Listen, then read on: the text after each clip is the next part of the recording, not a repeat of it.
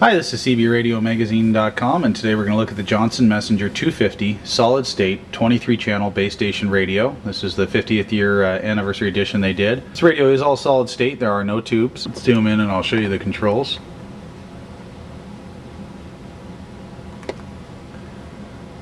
This radio only has a couple controls on it.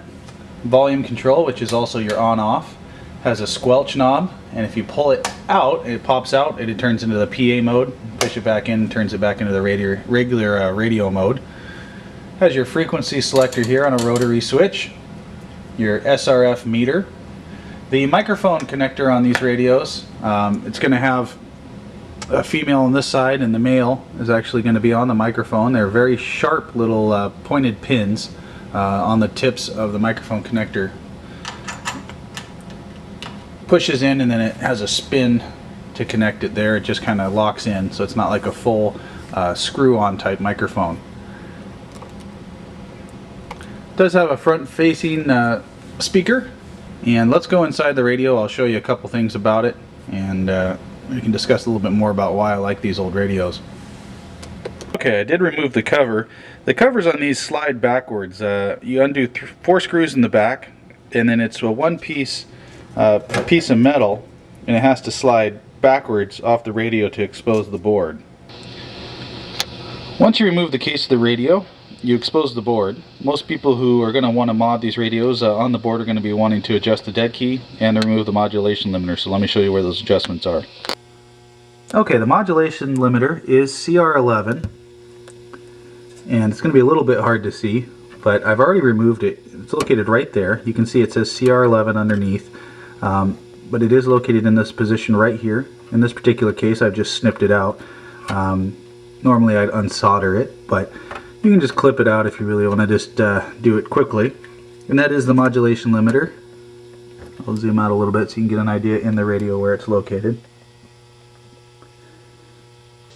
If you're looking to adjust the dead key on the Johnson Messenger 250, you can do so by adjusting this canister right here.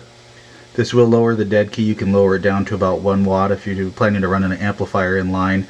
When you do the modulation limiter removal and you lower the dead key down to around 1 watt, it will bring up the audio quite a bit in these old radios.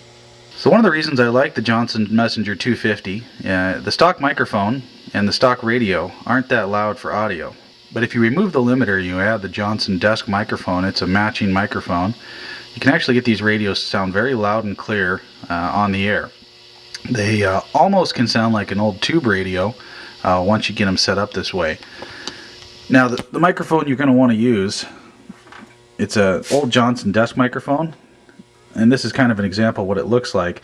The actual one that I used to have for this radio was a matching one, and it actually matches the color and everything of the anniversary edition. So that's probably the one you're going to want to look for. It's easily identified, and you're going to want to look for that hole on the left side here on the bottom, and that's your adjustment gain for this particular desk microphone. You can see most of them will have this label on there still. So when you're shopping around for the desk microphone, that's what you'd be looking for, one that's going to look like this. When you match it up to this radio and remove the limiter, you get very loud, clear audio. It's not going to be super high fidelity or anything, but it's very nice audio. A lot of people like to run them. Usually find these radios for $15 to $20. I think most people will be pretty impressed. The hard part of finding the desk microphones now on eBay are running for about $50 to $60. So overall, you know, the receive on these radios isn't that great. It's an old radio. It's not going to be as high quality as today's higher tech radios, but it still receives well, and like I said, the audio sound quality is really good. You can check out a post I've posted on YouTube here. This is cbradiomagazine.com, and hit up the website. We've got a full review on this radio with a little bit more information.